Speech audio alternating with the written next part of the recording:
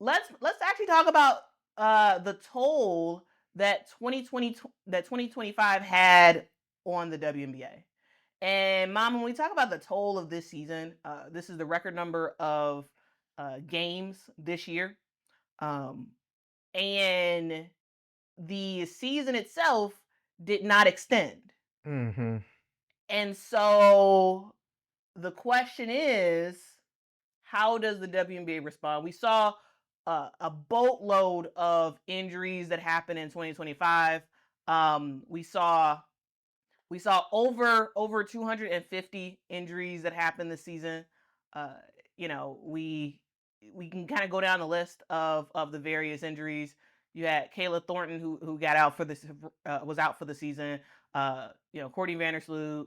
You know, Caitlin Clark with a groin, and then another injury. Anyway, basically the point is there were a boatload of injuries. In particular, the Next Hoops, who has been tracking injuries this season, they tracked 252 injuries on the season, Mama. Wow, that's a lot of injuries. And you got to be like, that was the through line for this entire season, right? We had the Indiana Fever team finishing the season with 16 players on their roster, Hmm. largely because of just the injuries that happened. And you had it where Odyssey Sims, who ended up getting added on the team late because of injuries, she was out. I mean, she was off of a team, but she got back into Right. the WNBA due to just the sheer amount of injuries. You had Ray Burrell, Tulip, Ray Burrell, in the first 40 seconds of the first game of the season, she went down. And it was just a cascading list of injuries. Some players were out just for a couple of games. Other players were out for the entire season. And Mama, Hmm. can we just talk about that? Like, what? It was crazy. Oh, these injuries were absolutely insane. And Mom, I actually don't see any sign of this changing because of the sheer amount of games that the WNBA has. Yeah. Well, I would say the only way it probably will change is if in the negotiation with the CBA that they do bring in that they increase the roster from Mm-hmm. 12 to possibly 14 or 15. Um, because the number of games they're playing and the closeness of the games, I don't think the ladies are getting their bodies enough rest. And especially if they're coming from playing from overseas or if they're playing in on rival. Either way, I don't think they're getting enough rest. So unless they're going to change the number of people on the roster, we can see a repeat possibly of next year, especially with so many players that are not necessarily young anymore. Mm-hmm. We got a lot more older WNBA players now, so that may have also contributed to some of the injuries, not all of them, because we know Caitlin Clark is still young. But in most respect, a lot of the injuries are older players, and your body only can take so much. And I hope that they have learned from this season, though, to take better care of their bodies. Whatever Yeah. they're going to do off season, that they take care of their bodies better, because injuries are going to happen, but it depends on what kind of injury. It's a different injury just to have a sore ankle or something like that. But when you start breaking stuff and you got to have surgeries, those are the long-term injuries that take longer for these people to come back into the game and make an impact on their team. So um, yeah, I was just surprised by so many injuries, and it seemed like they just kept coming and coming and coming. It's like, oh my God, this person hurt, this person hurt. Like, Mm-hmm. oh my goodness, is anybody gonna be healthy enough to play the game? Because I know they need at least 8 people to be on to continue with the game. But my goodness, it was a lot to handle because a lot of the players that we wanted to see on the floor, they were the ones that really were going down. Yeah. And so we saw a lot more bench players having to Step play up. more time Yeah. because of that. Even though that's what they're supposed to be there for, but that's not necessarily what we want to see on a consistent basis. Yeah, and Mama, the fact is not just the injuries that happened during the season, but like even before the season started, right? Jordan Horston, Nika Mule, they had already tore the ACL before the season started because they tore it in off-season play. Nika Mule, she tore her ACL last off-season when she was over in I believe Europe. Okay. And Jordan Horston, she tore her ACL when she was in, I believe she was in Athletes Unlimited, and she tore her ACL. And then we see Benijah Hamilton. Yes, she got hurt in Unrivaled. I remember that. And so she had to miss the season due to a, I believe, meniscus injury.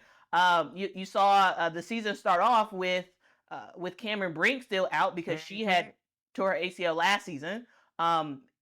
And so even coming into the season, before the games even started, there was already a sizable list of injuries, right? Ty Harris came into the season injured, right? You know what? Some of these players, because they've been out so long, I forgot that they were injured. There's so many players in the WNBA who have had some severe injuries, and then as the season went on, you have again more ACL tears, right? You see Courtney Vandersloot tear her ACL early in the season, and that just kind of continued on with just more and more and more injuries, right? Sydney Colson tearing her ACL, Katie Lou Samuelson tearing her ACL. Leah Rue, no, I'm sorry, not Leah Rue. Leah Rue did tear her ACL. And you just kind of go down the list. JJ Quinterly towards the end of the season, and you just go down and down and down and down. And I'm just talking about the ACL injuries in particular, but there were so many other injuries that happened this season of players just missing a lot of time because just the sheer amount of games have really reached a fever pitch in the WNBA. We have 44 games this season. This is the most amount of games on record. Yes, players do have charter flights now, but the season itself is short. Yeah, right? I was about to say. The season's already over. It's October, right? The season's over. The season started in May, and that's a small amount of time to have 44 games, and especially if we consider the rise of that. I think that's actually the issue that a lot of players have, is how you basically went from the wobble where you barely had any games, and then after that it just more games, and it's in a basically a short period of time, 3-4 year period. You have increased your games by like 10 games a year, or 10 games a season. Like you've increased, and so in the same amount of time, in about 4 years. No, but I'm saying the same, as far as the same number of weeks, in the same basically the same amount of weeks, because you can't move the season up because of college, right? You can't move it too far back because now you're starting to have NBA conflicts because a lot of the WNBA teams play in NBA arenas, and so this is something that the WNBA will probably be working out with the WNBPA, the amount of games, and ultimately how the league responds to injuries and whether or not they do curb some of that physicality.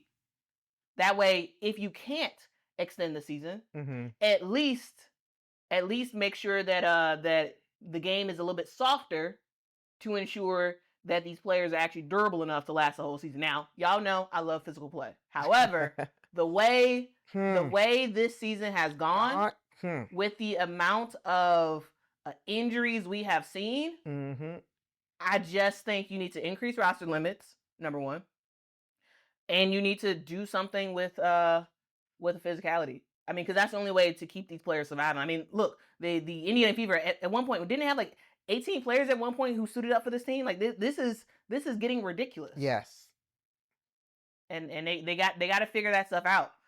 We got some super chats. Thank you so much for the super chats. Trying to show it. Thank you so much. Katie for the super chat says happy birthday to Mama. Thank you. Yes. We have literally been celebrating all weekend. Thank you so much. Afro for the super chat says increasing roster limits should also include a minimum roster limit. Don't let cheap players get away with not having full rosters. Yeah, I mean here the WNBA already has that right now. So like for the WNBA, the limit is the maximum is 12, the minimum is 11.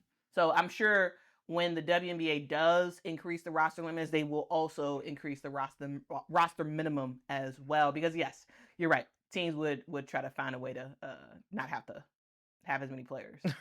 That would be crazy though. Well, the idea there would be to expand the top players you get, Oh, and if you're paying all the top players all the money, you're not gonna have money for the for to like really fill out your roster. That's why some teams right now have 11 players instead of 12 because they want to pay the top players more money so that way they can uh, theoretically win. okay. All right. So yeah, anything else? Anything else with injuries, Mama? No, it was just too much to bear, especially the ACL tears. It, to me, because it takes so much longer for them to heal, they got to go through Yeah. surgery, rehab, and then they got to train again. Get their bodies back in motion for that. Mm-hmm. That's a lot of work to get back to playing on the court. Yeah. So we just saw too many of those. Like I said, you could have an ankle. Those kind of things usually don't take nearly as long to heal, and usually you don't necessarily have to have surgery if you got a sprained ankle or something like that. So the ACL, hopefully in this coming next season, they will bring the physicality down somewhat. I'm not saying bring it all the way down because then I think uh, the game won't be as exciting Mm-hmm. if you don't have some level of physical play. You got to have some level of physical play, but I think some players take it to a different level and can cause problems. Can think things can happen that you don't anticipate because you're just being physical. So they're gonna have to define what is allowed as physical.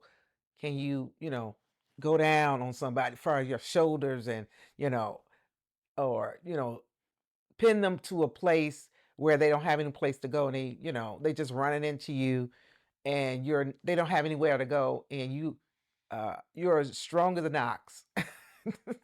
You're gonna hurt them.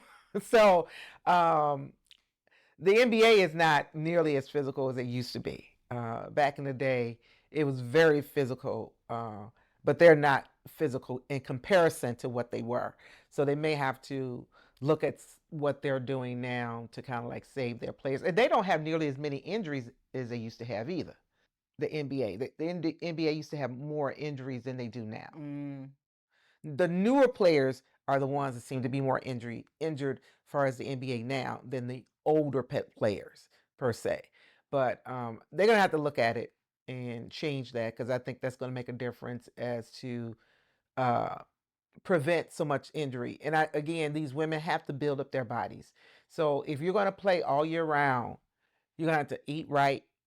You're going to have to get the proper rest. You're going to have to do those kind of things to stay healthy.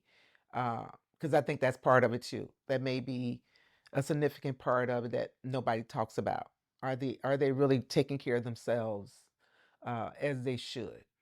And that probably comes into training, as far as how often they train, what they do as far as lifting. Are they eating properly to train? Are they getting enough rest? All these different things. I mean, it's their job to keep their bodies healthy. Well, and I think also the area of sports medicine when it comes to female athletes, Hmm. I think that's also something that just as a whole has to increase. Like I do think that yes, it's players' responsibility to take care of themselves and whatnot, but at the same time, I don't think that there is not nearly enough research Mm. on the female body in comparison to the male body when it comes to sports, which is why FIFA is doing a study. Oh, They really? launched a study a couple months Okay. ago where they're going to be looking at specifically ACL injuries and like what is causing it because there's a huge rate of ACL injuries in particular that's affecting both soccer and basketball female athletes. And so I do think that just in the area of sports medicine, like there has to be more research done specifically on female athletes, and also the league I think has some responsibility in trying to and making the teams have like the best of the best of the best trainers, nutritionists, and all that stuff available, so that way these players are just in a better position. Okay. But yeah, I do think that's good to know. There's just stuff all around that has to be improved because women's sports now more than ever is big business, right? You got women's basketball and women's soccer in a lot of ways leading the charge when it comes to women's sports. Yeah, when it comes to women's sports and the amount of money that can be made out of it. And so I'm really interested to see how more research can make some stuff happen, right? Elizabeth says, co-sign Quita, much more research plus investment for women's athletes' health and longevity. Yeah, because men's sports is big business, which is why a lot of money is put into studies. A lot of money is put into studies because if you're paying these athletes, millions and millions of dollars, well, you want to make sure that they can actually stay healthy enough to play. Right. And so you have to invest in like, okay, well, let's figure this out. Like what happens when this is the case? And just sort of like looking at trends and then trying to fix it. Yeah, trying to fix it. Let's see. Stern, thanks so much for the super chat. Says 12 months playing, you're going to get injured. Yes. And again, when it comes to the CBA, that's something that likely will be addressed because the WNBA, I'm sure they're like, hey, we want healthy players. So yes, if you are playing all season long, you do have a propensity to get injured. And so there has to be a conversation of, okay, how involved is the WNBA when it comes to off-season activities for these players? Because if you are playing, because the WNBA players have a long history of not making enough money in the WNBA. Right. And so in order to actually make money, they go overseas, and in a lot of cases, they actually make more money overseas than they do in the WNBA. And we see players finishing out their WNBA season, basically the next day, immediately going on a flight to go to Europe, playing for X amount of months, then coming back to the United States, having a couple days off, and then immediately going into WNBA training camp. Yeah. That, in order for the WNBA to continue its rise of big business, you can't have that happen. But also, these players are not just going to sit around and twiddle their thumbs while they're not making money. So the WNBA, with increased revenue and salary for these players, that will help to lessen the amount that they are dependent on going overseas or playing in other leagues to actually make supplemental income. Or in a lot of cases, the WNBA is really the supplemental income because they're making more money everywhere else. Right? So what you're basically saying, so those players that are going to be playing in Unrivaled in January, so they do have these 2 months. Yeah, they do have time break, and then the Unrivaled only lasts 2 months too, right? Isn't it January and February, and it ends in early March? Yeah, it ends in early March. Yeah. So that's not bad for those players. It's not bad for them.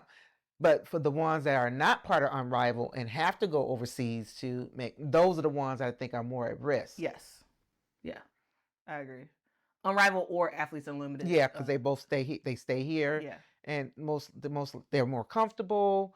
And again, they're getting still some months in between all the seasons.